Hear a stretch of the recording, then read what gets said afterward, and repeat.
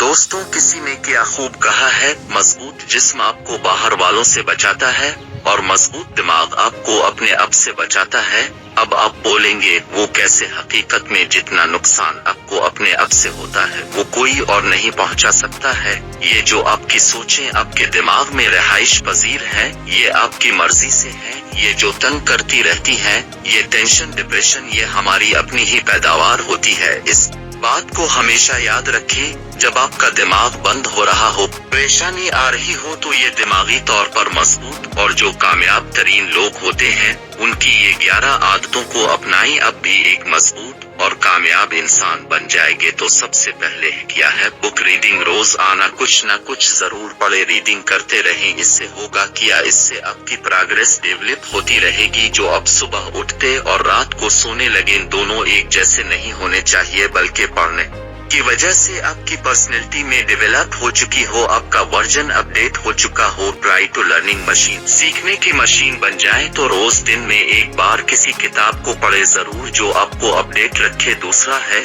Keep a general, کسی بھی چیز کو لکھ لے جو آپ کا پلان ہے، جو اپنے گول سیٹ کیے ہیں، کون سا کام کب کرنا ہے، آپ میں کیا مثبت پہلو ہیں، کیا منفی پہلو ہیں، یہ آپ کو پتا ہی نہیں۔ حالانکہ جب بھی آپ کوئی فیصلہ کرتے ہیں اپنی رائے کو اپنے آپ کو سب سے اوپر رکھتے ہیں، اپنا مفاد سب سے عزیز ہوتا ہے آپ کو، لیکن آپ اپنے آپ کو جانتے ہی نہیں ہیں۔ اپنے آپ کو جانے، خود کو پہچانے، اس کے لیے ایک لکھنے کی کوئی ڈائری اپنے پاس رکھیں۔ جو نئے آئیڈیاز آتے ہیں ذہن میں ان کو بھی لکھ لیں، یہ چیزیں آپ کو ضرور فائدہ دیتی ہیں۔ نمبر 3 ہے اسٹرکٹ ٹو اے روٹین، ایک انداز اور ایک ٹائم ٹیبل ہونا چاہیے سونے کا، جاگنے کا، کام کا، اور اس کے ساتھ وابستہ رہی۔ یہ نہیں جب نیند آئی سو گئے۔ کامیاب لوگ ہمیشہ اپنے کام کا، سونے کا ایک ٹائم ٹیبل بنا کر رکھتے ہیں، اور جب ہی وہ اتنے کامیاب ہیں تو اپنے پورے ہفتے کی ایک ہی روٹین رکھیں، یہاں تک ویک اینڈ پر بھی اس کو خراب نہ کریں، اس کے خلاف نہ چلیں، تو اس سے باڈی کو عادت پڑ جاتی ہے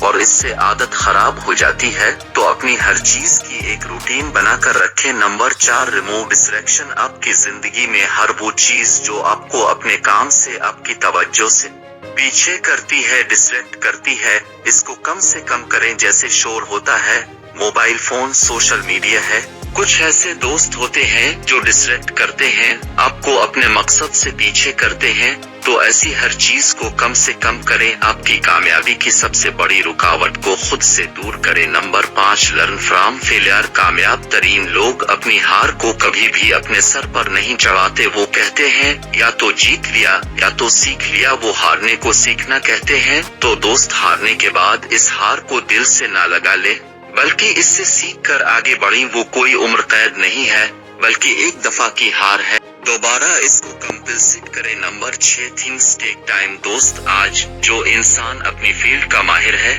سٹارٹ میں وہ بگنر تھا، ایک دم سے کوئی اپنی فیلڈ کا ماہر نہیں بن جاتا۔ سٹارٹ وہ زیرو سے کرتا ہے۔ صلاحیت اور تجربہ وقت کے ساتھ آتا ہے، اور جب مشکل چیزیں وقت کے ساتھ آسان ہونا شروع ہو جائے تو سمجھ لیں آپ صحیح ڈائریکشن میں جا رہے ہیں۔ اگر آپ ان کو اچھے انداز سے سیکھی، ان کے پیچھے پڑ جائے تو کچھ ٹائم بعد اب بھی ماہر بن جائے گے۔ Number 7 no resistance but acceptance, یہ جو کامیاب لوگ ہوتے ہیں ان کی ایک سوچ ہوتی ہے، ان کا ایک فیصلہ ہوتا ہے، یہ فیصلہ کرتے ہوئے ٹائم لیتے ہیں، لیکن جب ایک چیز کے بارے میں سوچ لیتے ہیں تو اس پر اپنی ساری توجہ، توانائی، پیسہ، انرجی اس پر لگا دیتے ہیں، اور کچھ ٹائم بعد پتہ چلے کہ فیصلہ غلط تھا تو اس پر اپنی غلطی کو تسلیم کرتے ہیں اور اس کام کو اور بہتر انداز میں کرتے ہیں۔ نمبر 8 ہے مسلسل پریکٹس، پریکٹس اینڈ پریکٹس آپ کو پرفیکٹ نہیں تو آپ کو بہتر ضرور بنا دے گی، اور یہ آپ کو ہمیشہ دوسروں سے زیادہ بہتر بناتی ہے۔ جب آپ اس کو بار بار کرتے ہیں، آپ کا دل ہو یا نہ ہو،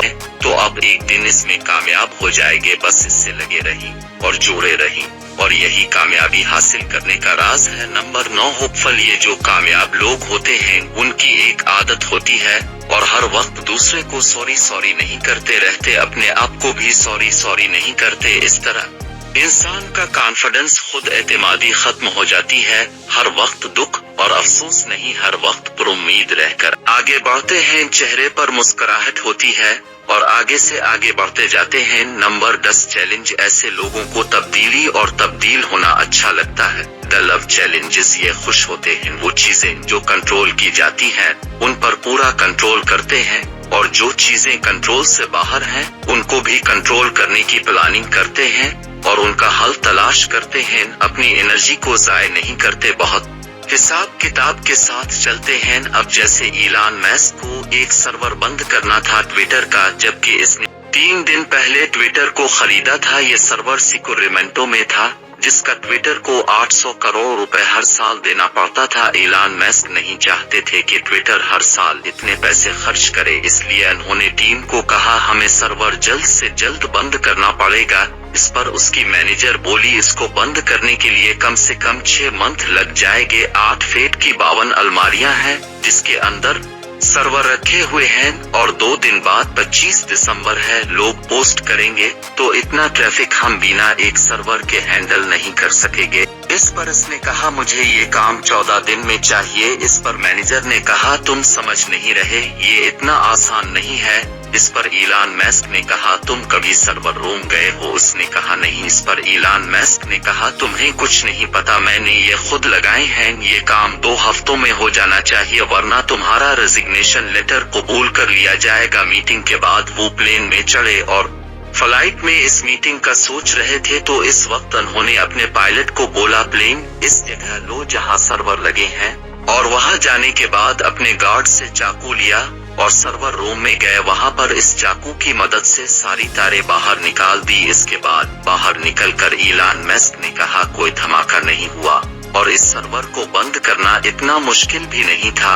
अब ये बहुत से लोगों के लिए अच्छा एक्शन नहीं है, पर हर बार नाइस रहकर बिना अग्रेशन के काम नहीं किया जा सकता। Number 11 invest yourself. वो अपनी जात में और अपने मुस्तकबिल में इन्वेस्टमेंट करते रहते हैं। उनकी सरमायाकारी अपनी जात और मुस्तकबिल में होती है। वक्ती फायदा और अछूटी सी खुशी थोड़ी देर की खुशी से इत्तेफाक नहीं करते, बल्कि मुस्तकबिल के लॉन्ग टर्म्स गेम को देखते हैं। ये सब आप अपनी जिंदगी में शामिल करके एक अच्छी जिंदगी गुजार सकते हैं।